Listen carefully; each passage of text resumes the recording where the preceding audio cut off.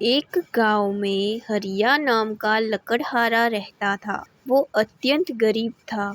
वो लकड़ियां बेचकर अपना गुजरान चलाता था। गांव के एक सेठ ने उसे बुलाया।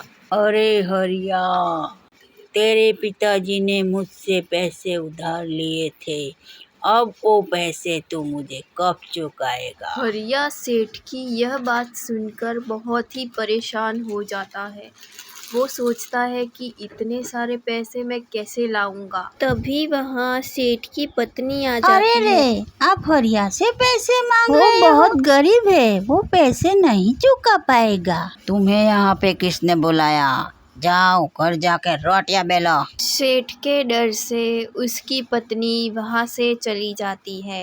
हरिया, और सेठ मेरी बात भूलना मत। इतना कहकर सेठ भी वहाँ से चलने लगता है। हे भगवान, मेरे पास तो इतने पैसे भी नहीं। क्या इस गांव में कोई ऐसा नहीं जो मेरी मदद कर सके? मैं बहुत गरीब हूँ। आपको तो पता है भगवान, मैं कैसे इतने सारे पैसे चुकाऊंगा? मेरी मदद करो।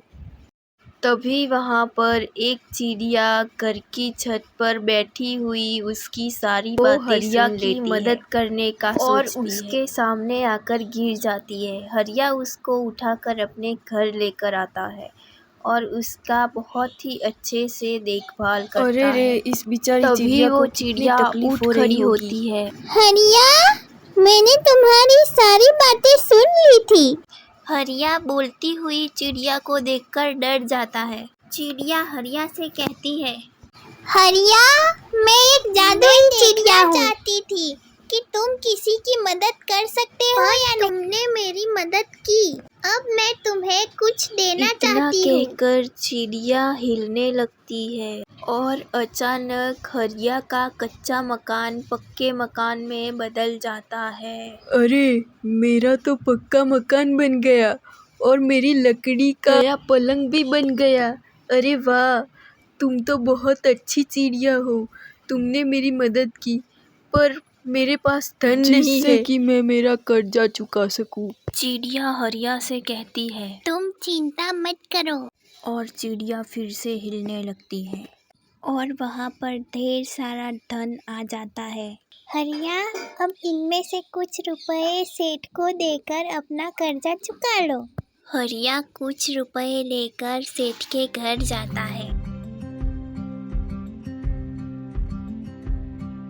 सेठ जी, ये लीजिए आपके रुपए। ऐसा कहकर हरिया कुछ मोहरे सेठ को देता है और वहाँ से जाने लगता है। सेठ वहाँ पर खड़ा हुआ।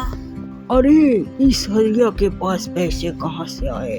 ये तो बहुत गरीब था, मुझे जाकर देखना पड़ेगा।